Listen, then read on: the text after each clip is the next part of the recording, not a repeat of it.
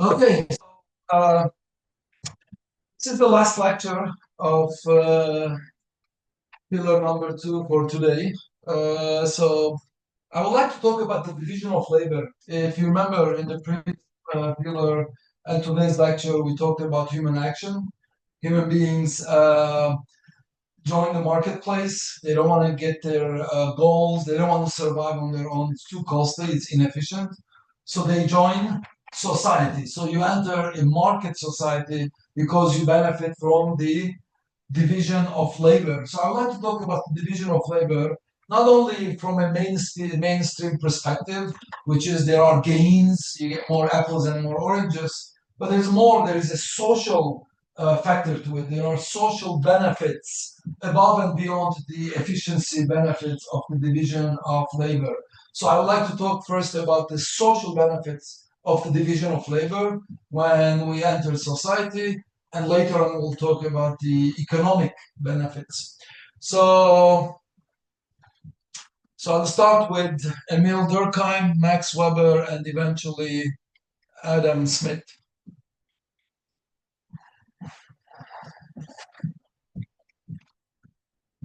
Okay, so human action, right? Human action, an implication of human action is that human beings enter society. They create what we call the division of labor. They specialize and they trade. So today I would like to talk about specialization and division of labor. Tomorrow I would like to talk about trade. These are the direct fundamental implications of human action. Human beings act. You don't act in a vacuum. You act in a market society, and your action leads to the division of labor. So human beings join society in order to reap the rewards of trade and specialization. The division of labor serves as an economic purpose by increasing efficiency, as well as a social one by encouraging cooperation. So the division of labor leads not only as more output, but also as a social one by encouraging cooperation. We'll look at exchange in this lecture, which is one of the fundamental consequences of human action. So, sociologist Emil Durkheim's book, The Division of Labor, in 1893 in Society, The Division of Labor in Society, he explores the role of the division of labor in shaping social order and cohesion in society. So he focuses on the order that the division of labor establishes. Durkheim argues that the division of labor leads to social solidarity, cooperation, cohesion, and it plays an important role in social organization. Durkheim focuses on the social aspect of the division of labor instead of the efficiency aspect, which we'll talk about later on with David Ricardo.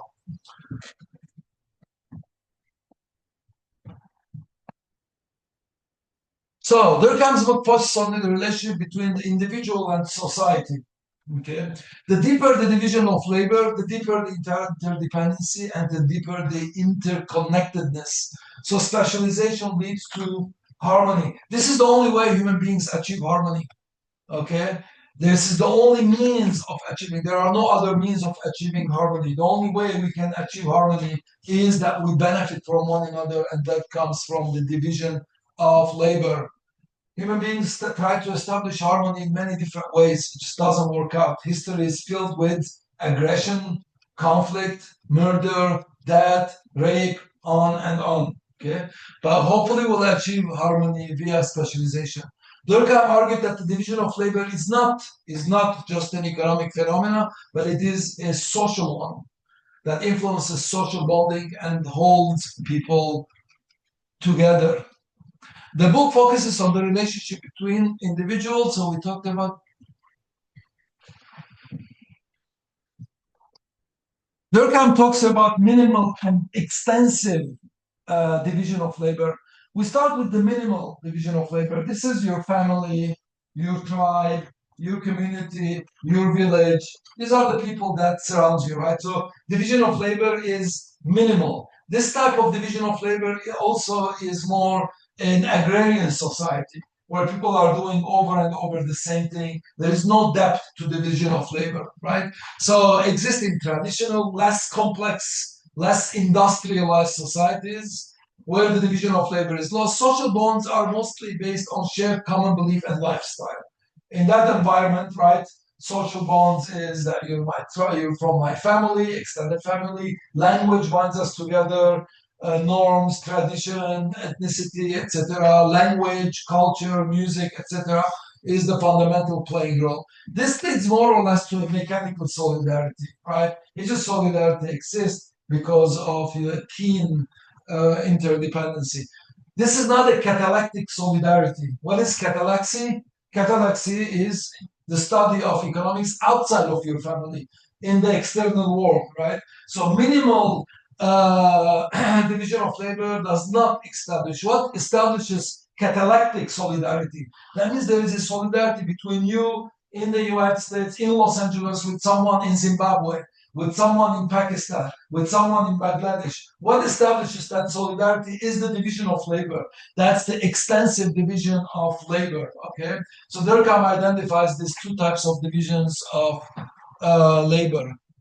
Extensive presents is more a modern industrialized society characterized by a higher degree of specialization. Okay, the bigger the economic capacity, the deeper specialization. In a village, specialization is limited. Okay, in an agrarian society is minimal, but as we're getting more and more complex, more and more industrialized, more and more globalization is taking a hold, we are becoming more and more specialized. So the depth of specialization is increasing, and as we talked about, that increases interdependence, harmony, and cooperation. Social cohesion in the catalaxy, outside your family structure, right? With people that you don't know, people that you might not like their preferences and their religion and their etc. But it creates interdependence. People rely on each other to fulfill diverse needs due to their specialized roles they occupy. This high division of labor leads to catalectic solidarity. Okay, so there's a catalectic solidarity rather than the minimal solidarity.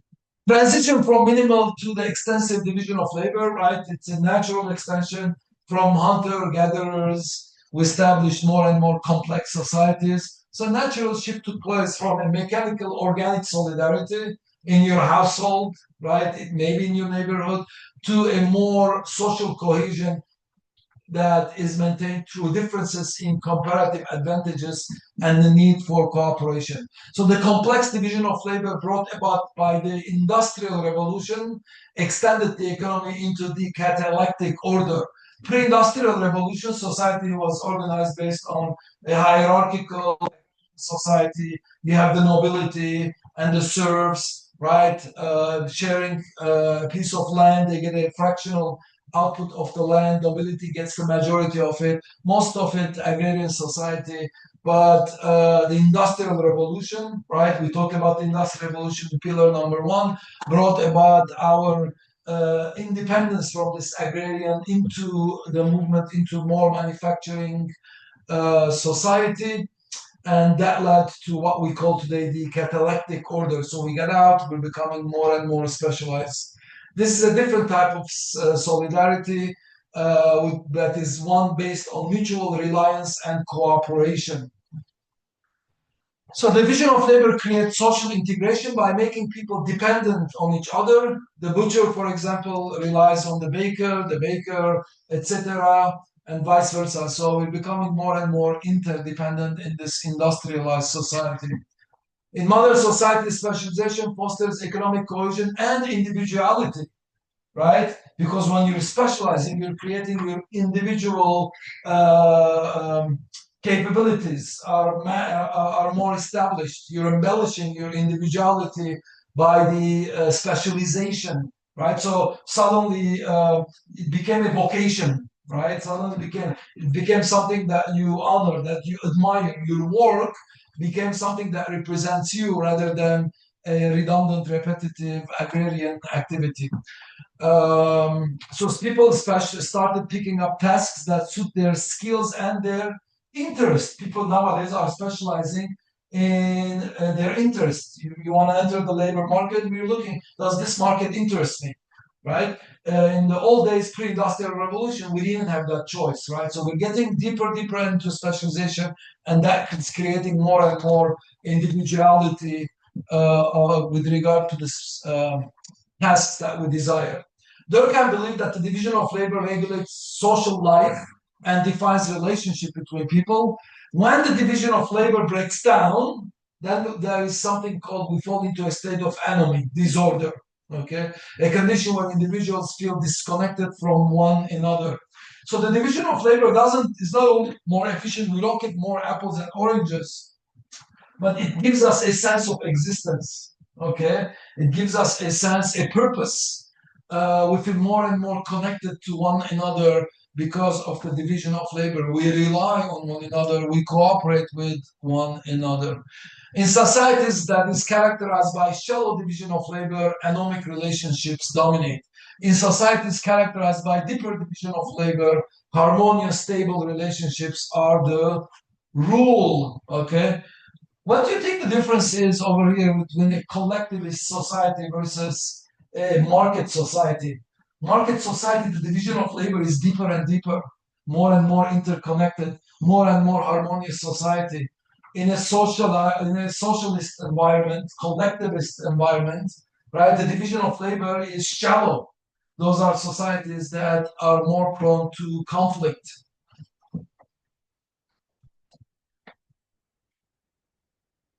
Now, let's look at some of the interpretations. Why is this important? Why is this so? Let's look at the praxionomic. Praxionomic means the outcome that emerges in the marketplace. Let's look at interpretation of the division of labor in application. Think about this as an application. In a society where we have a very deep division of labor versus a society with shallow division of labor. Shallow means people are more or less are doing the same thing in agrarian society. What type of law, for one interpretation of this praxionomic emergence of a norm, would be that we will have what we call a retributive law. What is retributive law in a shallow division of labor? Well, we're all doing the same thing. If you're caught, doing something, a fraudulent activity, then we want to do what? We want to punish you. I really don't care about you. I just want to impose a punishment on you. This is found in societies with static solidarity, statist, static. It's not a dynamic environment. It's a static solidarity, right? This is the minimal extent of the division of labor. It emphasizes punishment. But then in societies where there is a deep division of labor, more or less societies, punishment will be the theory of punishment will incorporate rehabilitative laws. As a matter of fact, it will also involve less punitive and more restitutive laws. Why? Because we're not homogeneous, we're heterogeneous, we recognize each other's contributions to the division of labor. So if a crime is committed, we want the punishment, we want the individual to be readmitted back to society. So rehabilitative laws are found in societies with praxionomic solidarity because there is a high division of labor. It focuses on rehabilitation, restoring relationships. If you do something bad, I don't want to throw you in prison, lock the door. I don't want to do what? Send you to Siberia. That's a socialist, lower division of labor. Punishments are harsh. They are retributive. You're in Siberia, you're exiled. Okay, but in a society where there is a deeper and deeper division of labor, we understand the benefits of every single individual. So we tend to be more rehabilitative, more restitutive laws are encouraged. Okay, because we need to there is a complex interdependence in these modern societies. Okay, so this is one interpretation, right? A derivation of what would law look like when the societies we have deeper division of labor. So that was Durkheim. I would like to talk about Max Weber. Max Weber also contributed more of a social benefits of the division of labor, right? The social benefits of the division of labor. Obviously, he has a book called The Protestant Ethic and the Spirit of Capitalism. In that book, he talks about religious factor, how religious factor affected the division of labor, right? The idea of having a vocation right? So led to a deeper and deeper division of labor. So his book provides insight into how religious factors influence the development of modern capitalism. It's the foundation of the system of capitalism that we have, because division of labor plays a fundamental role. Weber argued that the key driver of the modern economic system was the Protestant Reformation, which helped nurture new mindset regarding labor and wealth. All that was needed, a new mindset. Everything happens in the mind, okay? Everything happens in the mind. So for the first time, right, there is a new view with regard to labor. What does it mean to be a laborer, okay? Instead of being a punishment for your original sin, now suddenly labor became a vocation, became a vocation, okay? In addition to your wealth is looked upon for the first time in history, right, as a sign of God's grace. So wealth is a sign. Where did that come from? So Weber pointed out that Calvinism introduced a set of principles that fundamentally transformed attitudes towards work. People began to see for the first time their work as their vocation. Okay, it wasn't a punishment for your sin. It was a vocation. It was a calling. He called it a calling. That's your calling. Any job, you're a plumber, you're a professor, you're a dentist, you're a musician, that's your calling. That gave meaning and purpose to their economic activity. So people realized there is a meaning, right? There is a purpose for their activities rather than just working for sustenance. Now work became something that they could be proud of, they'd say they could be happy with. This strong work ethic, discipline, and frugality, right, resulted in capital accumulation. And the more the capital accumulated, we have the more the division, the deeper the division of labor. Capital accumulation leads to a division of labor, right? Because we have new inventions, new innovations, right? And that leads to a deeper division of labor. Calvinist doctrine also emphasized the concept of predestination. So how is that tied to the division of labor? Since no one could be certain of their status, you really don't know what your status is. You're predestined whether you're going to heaven.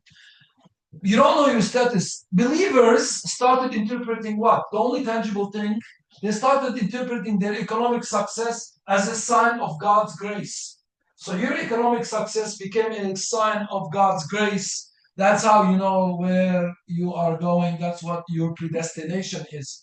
So they were looking for a sign and they said, well, your success is a sign of God's grace. Your vocation is a sign of grace. Your accumulation of wealth is a sign of grace. It's a sign of divine favor. Therefore, that's how they started evaluating their predestinations. This resulted in believers regarding their profession as divine. What you're doing on planet Earth is divine. It's not just work. It's something that God chose God chose for you to do. Other religious orders such as Catholicism and Buddhism, they regard poverty. Poverty is considered as a path to holiness. So this is the diametrically opposed views, right? Catholicism is saying poverty, voluntary poverty, right? You might want to add, they're saying voluntary poverty is considered as a path to holiness, okay? So complete opposite. Protestantism, they're considering wealth as a sign of God's grace, right? Create wealth.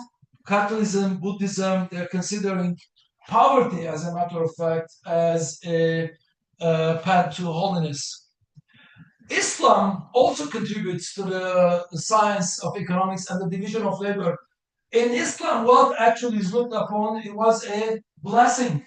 In Islam, regards wealth as a blessing, not evil.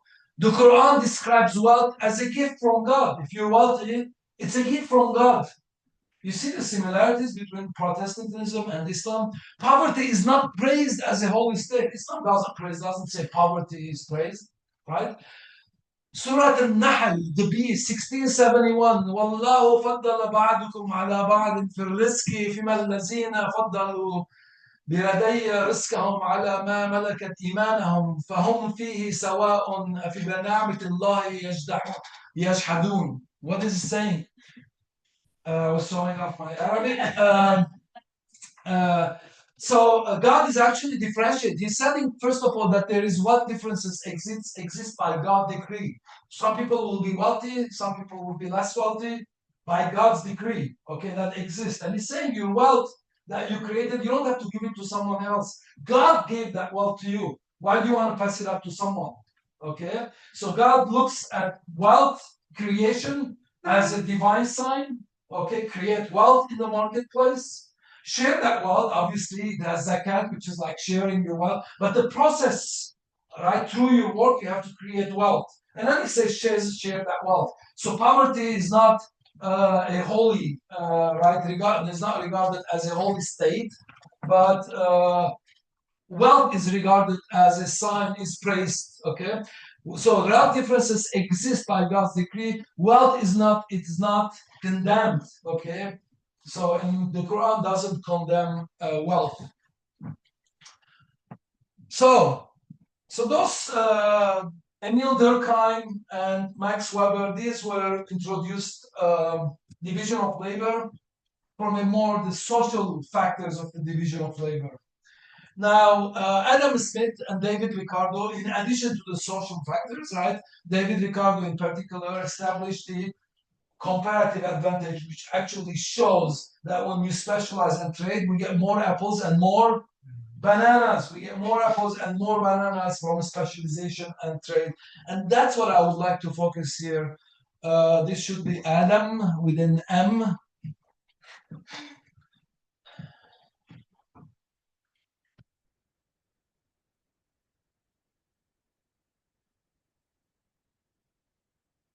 Okay, Adam Smith's book, The Wealth of Nations, 1776, right, establishes is considered to be, Adam Smith is considered to be the progenitor, right? This is the beginning of what we call the classical school of economic thought. He laid some of the most influential ideas about economic benefits, and in particular, the division of labor. Smith analysis provides an essential foundation for understanding how specialization boosts productivity. When you specialize, you become better at it, right? So you become more and more productive. David Ricardo says the benefits of specialization based on differences in our opportunity cost, but Adam Smith is saying you also become more productive at what you're doing. So this creates a wealth creation, this contributes to wealth creation in society. Smith argued workers who concentrate on a specific function become highly skilled and efficient in that role, resulting in increased productivity and greater wealth. When you specialize, you become better at it. By examining Smith alongside Weber and Durkheim, right? So Weber and Durkheim provided a more social benefits of the division of labor. Adam Smith and in particular David Ricardo were looking at their efficiency or productivity benefits of the division of labor.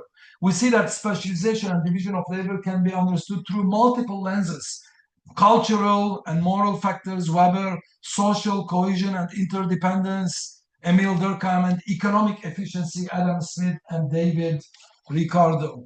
Specialization, according to David Ricardo, is determined by comparative advantage.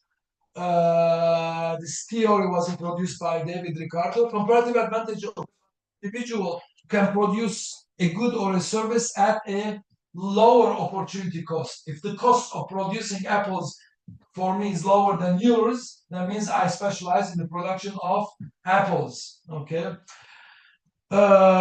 Comparative advantage occurs when individual can produce a good at a lower opportunity cost relative to other goods than his trading partner. Let's look at some examples. So comparative advantage refers to the ability of an individual to produce goods at a lower cost.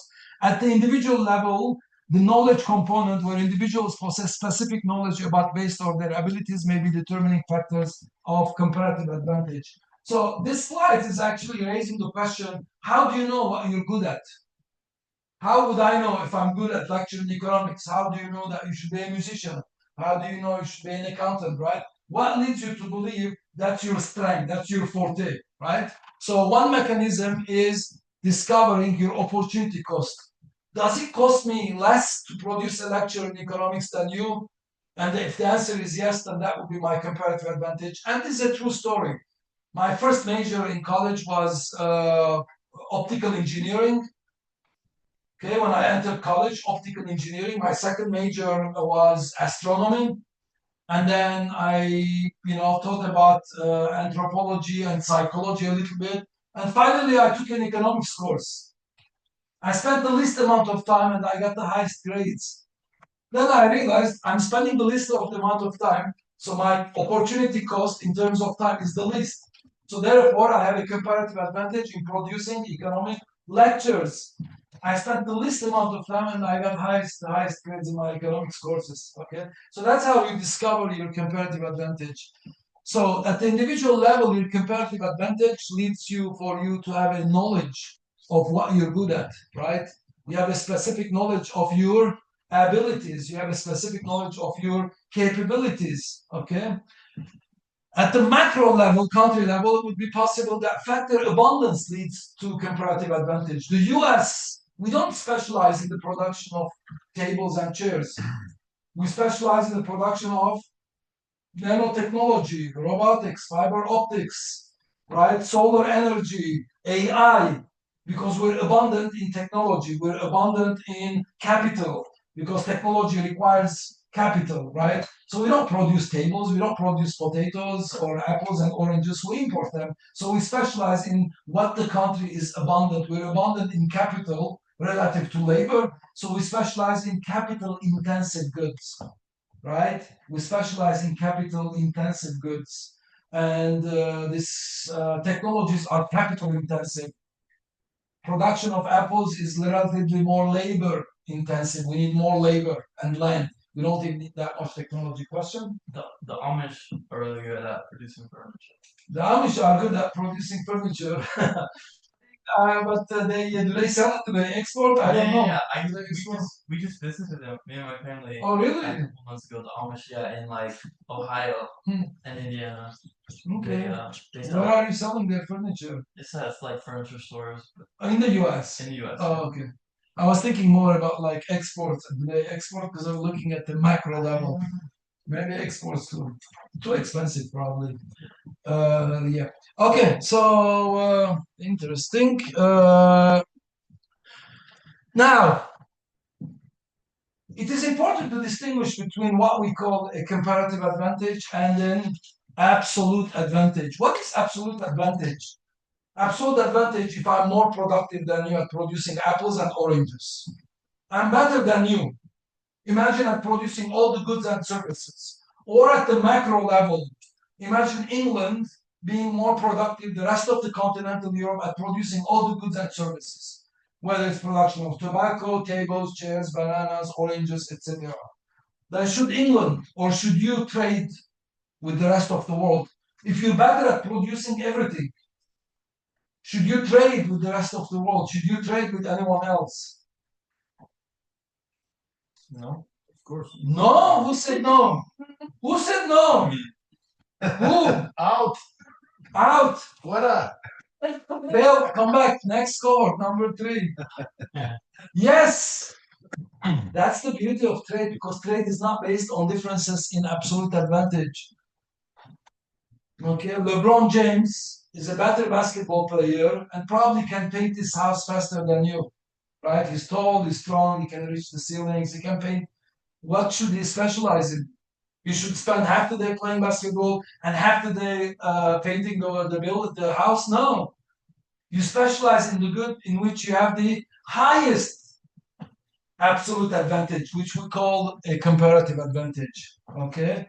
So even though you're better at producing all the goods and services, you should still trade, because trade is not based on productivity. Trade is based on opportunity cost. They're two different things. Okay, one thing if you want to learn from your course in economics is comparative advantage, because originally it's counterintuitive. Most of the students would say, oh no, why should I trade with you? Why should I be a trading partner when I can do everything better than you?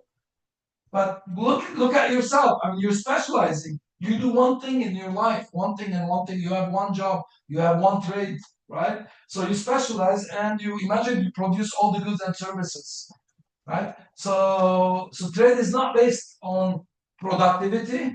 Trade is based on comparative advantage, and that's what I would like to talk about. Comparative advantage is when an individual has a lower opportunity cost. Okay, this is productive.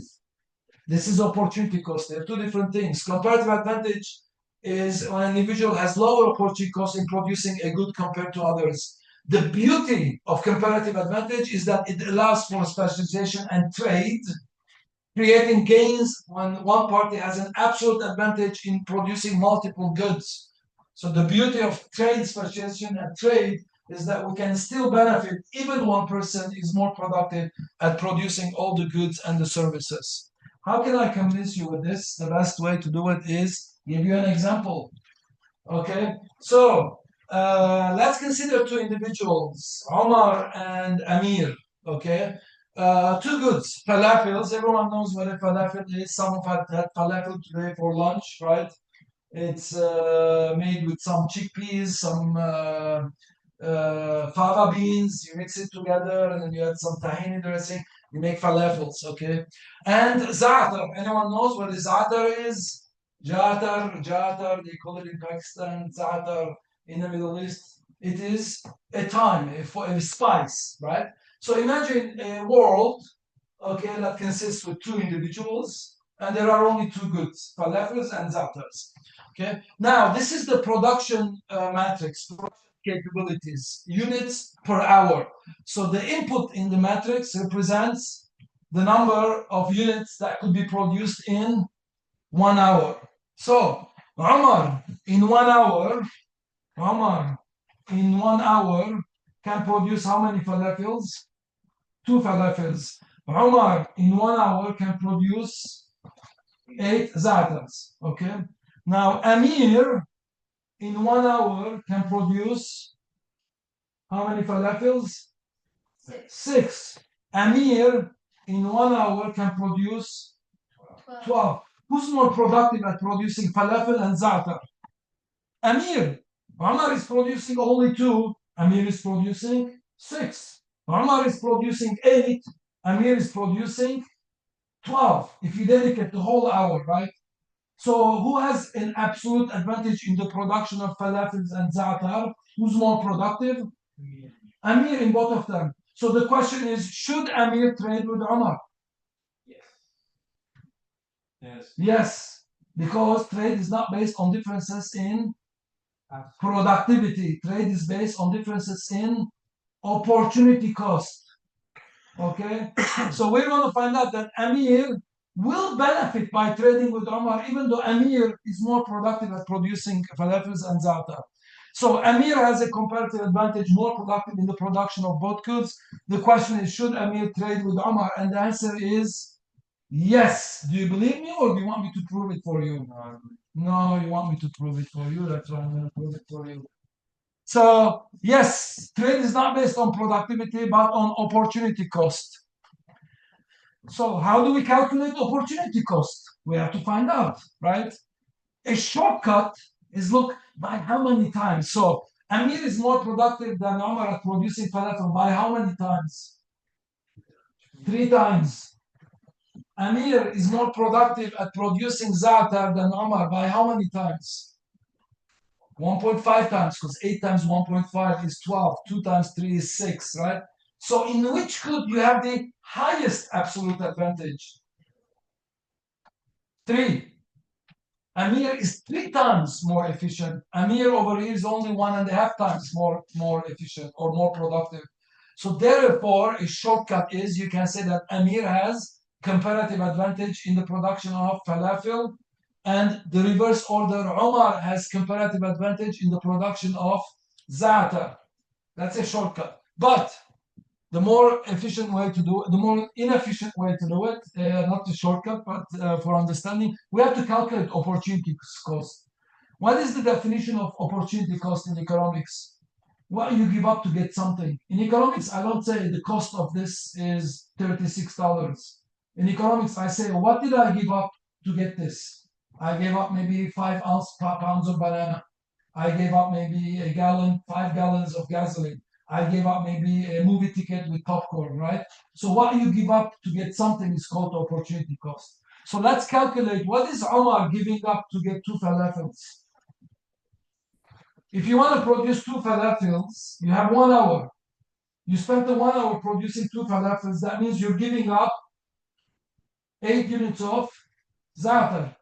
Okay? So for 2 falafels, you're giving up 8 za'atar. So 1 falafel, what is Omar giving up?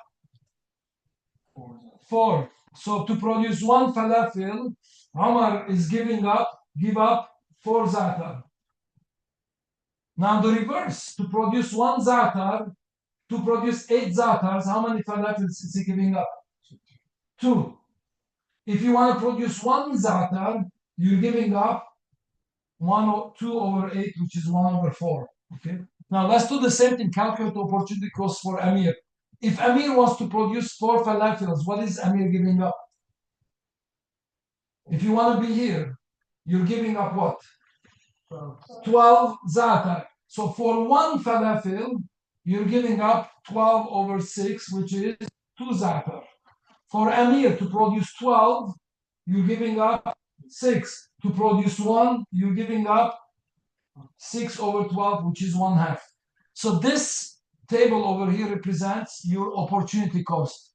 So we, from this output matrix, we derived the opportunity cost table. So now let's look at this table over here.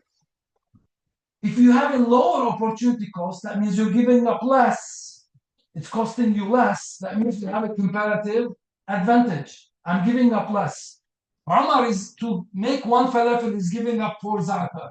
Amir to make 1 falafel is giving up 2 za'atar. Who's giving up less? Amir. So Amir has comparative advantage in Omar, excuse me, right?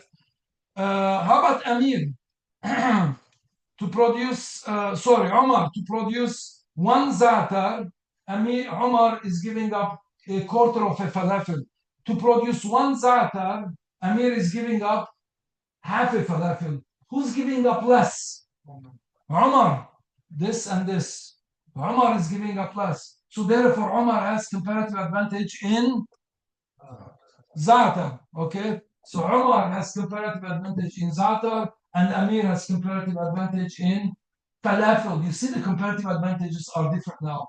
Productivity, Amir was more productive, but comparative advantages, suddenly we realize that Omar has comparative advantage in za'atar, so therefore Omar should specialize in za'atar, and Amir should specialize in falafel, and they should trade.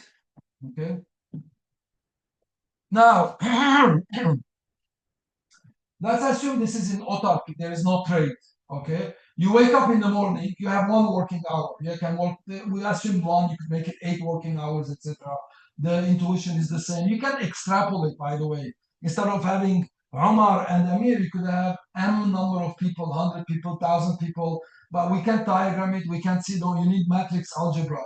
So this is like 3rd, 4th dimensional. We need calculus. But the theory is the same. Okay. And also, instead of having falafel and za'atar, you could have thousands and millions of goods and services.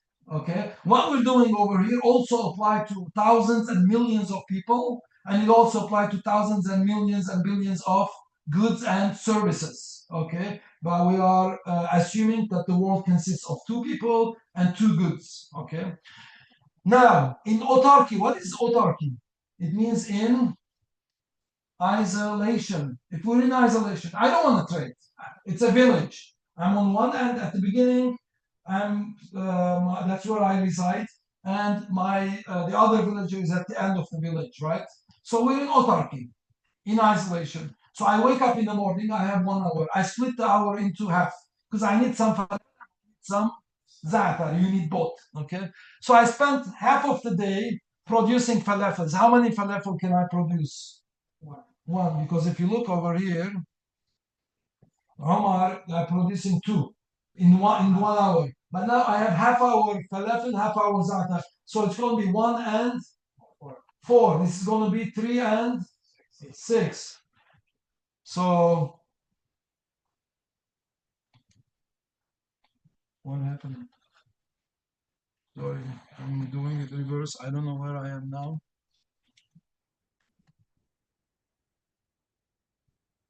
Okay, so 1 and 4, 3 and 6, because I'm doing what? Splitting the hour equally. So in isolation, we're not trading one another. So at night, I spent half an hour producing one falafel, half an hour producing four za'atar, and then it's dinner time. I have one falafel and four za'atar. Amir does the same thing. Dinner, he produces 3 and 6. Dinner time, he has 3 and 6. Now, if they specialize and trade, can they consume more? Can this be a bigger number, bigger number, bigger number, bigger number? If I show you that they can specialize and trade, and these numbers are going up, then we have proven the law of comparative advantage. This is axiomatic. I don't need observations. I don't need data analysis. I'm doing all of this in my head. It's a mental exercise I'm doing. It's axiomatic. Okay. So now let's see. This is in autarky. Now imagine Amir is more productive in the production of both goods. He doesn't want to trade. You are Omar. You visit Amir. You say, Amir, listen, I know you're more productive. You're faster than me at producing falafels and za'atar. But trust me, let's specialize based on differences in opportunity cost or comparative advantage. And then let's exchange. We will both have more falafels and more za'atar. If Omar can convince Amir, then this will happen. Trade is not based, then this is happening. Oh, I'm going back, sorry. Then this will happen. Okay, before I show you the specialization and trade, this is the production possibility frontier, right? So this line over here represents the total amount of falafels and za'atars an economy could produce. We call it the production function. Okay, you cannot be outside because that's beyond your capability. Okay, if you put 1 hour we have, if the whole hour is dedicated to the production of falafel, how many can you produce? 2. That's the vertical intercept, 2. If you produce 0 falafels, you spend the whole hour producing za'atar, how many can you produce? 8. We have it from here, right? Our original table. This is Omar. This is Amir. If Amir spends the whole hour to producing falafels, he will have 6 falafel and 0 za'atar. If he spends the whole hour producing 8 units of za'atar only, we will be at 12 units of za'atar and 0 units. If they mix their hour, they spend 3/4 of the hour, half an hour this way, half an hour, they're going to be somewhere along this line. If they split it equally, they'll be at the autarkic point over here, the black X, right? And if Amir splits the day into half, he'll be right here, right? So that was 6 and 3, and this was 4 and 1. Okay, you're splitting. So this is 1, 4, 3, and 6 in autarky. So this line represents your production possibility frontier. That means if you put all your resources, technology, right, everything, and full efficiency, that will be somewhere on this line. Now the whole country could have a production possibility frontier, right? If you're expanding. But the reality is that most of the countries in the world are where? They're inside over here. Why? Because of inefficiencies of statism, because the labor laws, the ceilings, rent control, price controls, interventionism, rules and regulations, the markets are operating inefficiently. We don't have free markets. That's why most of the countries are somewhere inside their capability.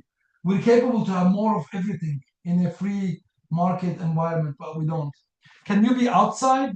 No. Yes, only if you cannot. But if there is a technological change, then this shifts outward. If suddenly we have more workers, then this shifts outward, right? But all that's equal, we're going to be on the line. Now, let's assume they do what? They specialize. Now, let's assume they are specializing. Omar has comparative advantage in za'atar. We established that previously. And Amir has comparative advantage in falafels. Let's say Omar completely specializes. That means Omar is going to come where? Instead of splitting the day into half, he's going to spend the whole hour producing za'atar because he has a comparative advantage. He's going to come all the way down here. He's going to be at this red X over here. On the other hand, Amir is also going to specialize. Amir has comparative advantage in falafels. But Amir is not going to completely specialize. Remember, Amir was doubtful. He didn't like the idea. He doesn't understand comparative advantage. He's better at doing both. Like, I don't need you, right? So he's doubtful. He's saying this trade is not going to work out. So I don't want to be dependent on my trading partner for all the falafels. So he's going to specialize. He's going to spend more time, more time, more time. He's going to come all the way over here, but not complete specialization. Countries don't completely specialize, right? We have also a domestic production of steel and water and time, rubber, etc., because we don't trust our neighbors. Maybe we don't want to trust, right, our water on like Canada and Mexico. Maybe there's a war between US and Mexico. We don't want to trust on buying steel from Europe. Maybe there's a war between Europe and the US. We want tanks, produce tanks, we need steel, right? Most of the countries in the world don't completely specialize, but they move into the direction of specialization in the goods and the services that they have a comparative advantage. So complete specialization, zero falafel, 8 za'atar, and we have incomplete specialization. So instead of spending 1 hour producing falafel, it's going to increase from half hour in autarky to 45 minutes. In 45 minutes, he's going to produce 4.5 units of falafel. Okay, how many minutes left? 15. In 15 minutes, right, he's going to be able to produce 3 units of za'atar. I want you to do the math on your own, okay? So basically, he's moving up, he's spending 45 minutes. In 60 minutes, Amir is producing how many falafels? In 60 minutes, he's producing 6 falafels. In 45 minutes, he's going to produce 4.5, okay? In 60 minutes, Amir is producing 12 units of falafel. In 15 minutes, he's going to produce, 60 minutes gives you 12, 15 minutes is going to give you, how much? Za'atar, sorry, yeah, 3, right? Okay, so that's what I have over here. That's what I have over in 15 minutes, 3 units of za'atar. Now they're going to exchange. Now, production under specialization was 0 and 8, 4.5 and 3. Now let's assume they're trading. So this is the outcome that we have from the previous slide, right? So I'm taking this and this and this, right? These outcomes, and put it in this table over here. Now they trade. I don't want to talk about the trading ratios because then I need to bring in the demand side considerations. But to simplify things, let's assume that Omar trades 3.7 za'atars for 1.25 falafel. Let's say this is a valid trade. Can Omar, how many units of falafel, Omar, how many units of za'atar Omar has? 8. Can he give 3.75? Yes, he can give 3.75. Now, in return, he's getting 1.25 falafel from Amir. How many units of falafel Amir has? 4.5. So he can get 1.25, right? So these numbers are within a logic, right? They're logical. Why is it 3. Why not 3.85? That depends on demand side considerations, which is beyond the scope of today's lecture. So after the trade, Omar has how many falafels? 1.25. He's receiving from Amir. How many za'atars? He has 8. He gave away how much? 3.75. So 8 minus 3.75 is 4.25. Amir, he has 4.5, right? So he's giving how much? 1.25. He's giving 1.25. So he has 3.25. Za'atar, he produced 3 units of za'atar because he incompletely specialized. And then how many he's getting from Omar? 3. So 3, he's producing it. He's getting from Omar 3.75, so that's 6.75. Now let's look at the numbers.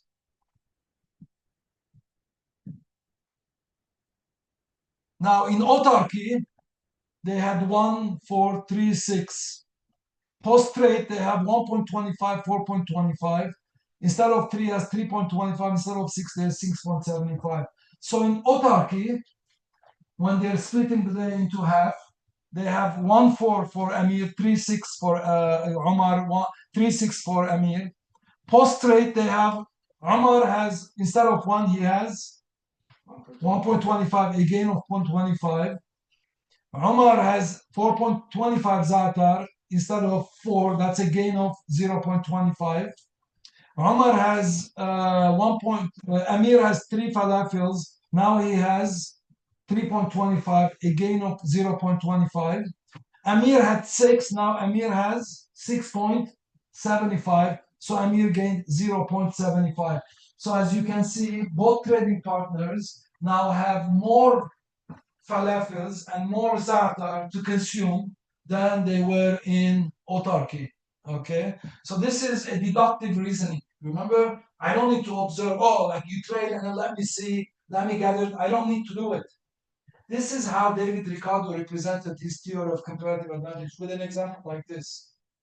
At this time, Europe was at war. England was not trading with the rest of the European continent. England, they were better at producing all the goods and the services. They shut down their doors. They said, we don't need you. And then comes David Ricardo and says, listen, we can trade, we can still benefit. Trade is not based on differences in absolute advantage. I understand England is better at producing all these goods and services.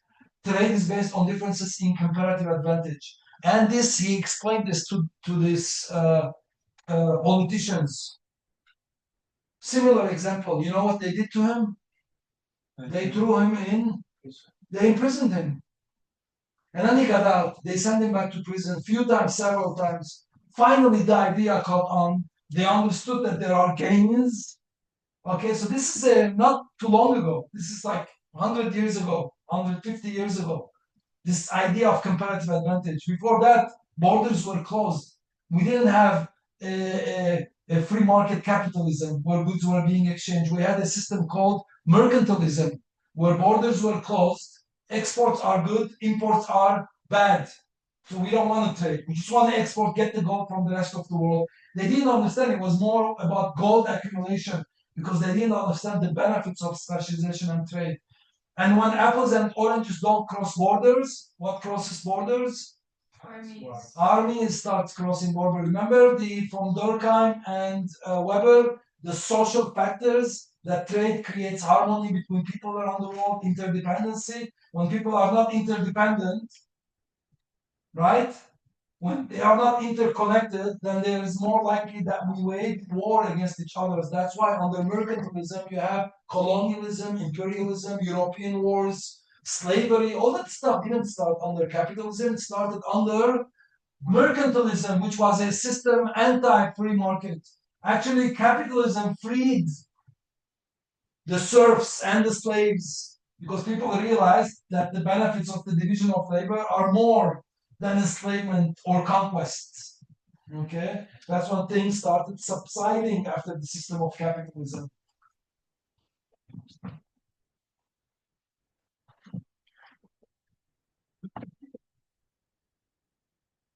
So where are we now? So in autarky we're consuming here. Now we're consuming magic outside of our production possibility frontier. Technology didn't change. The number of workers didn't change. Just specialization and trade. Magically now we are able to consume outside. Instead of 1 and 4, this is 1.25 and 4.25. Instead of 3 and 6, this point over here is 3.25 and 6.75. So the red mark stands for consumption after specialization and trade. Planet Earth is a better place. Okay, the division of labor. So the principle of comparative advantage allows for greater economic efficiency by specializing and trading in goods and services where individuals have the lowest opportunity cost. Benefits both sides, leading to mutual gains and increased standards of living. Voluntary exchange allows societies to become more prosperous.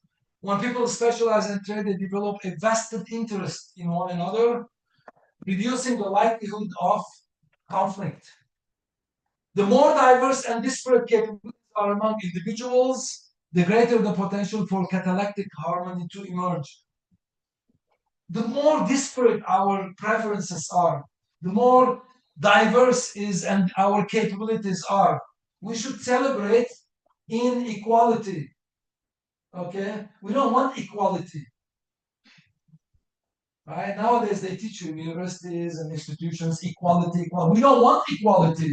If there is equality, homogeneity, then there's big conflict. Because I have no benefit, we're the same. Okay? Murat calls what? Egalitarianism is a revolt against nature. Egalitarianism as a revolt. Egalitarianism as a revolt against nature. Okay, we don't want equality. We want diverse aptitudes, cognitive capabilities, diverse preferences. The more diverse we are, the more interconnected we become. Okay, so let's celebrate our diversity. My kids ask me, "Who do you love the most?" You know, I tell them I don't love them equally. I mean, how can you love three different people equally? And they're like, "Who do you love the most?" I'm like, I love you uniquely. Okay? So the opposite of equality is not inequality. The opposite of equality is uniqueness. Okay? We want uniqueness, we want individuality, we want unique love rather than equal love. And I think that's the end. Look at this timing. Wow. Perfect. Didn't go overboard. Any questions? Maybe for a minute.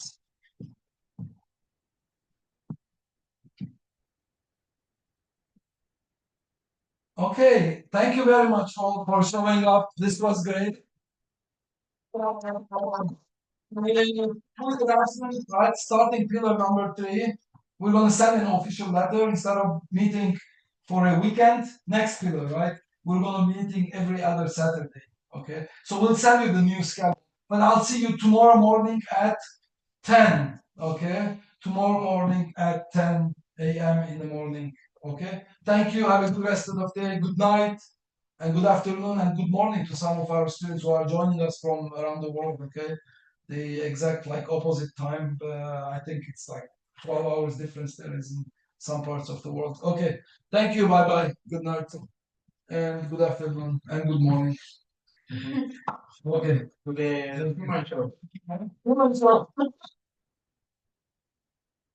Okay.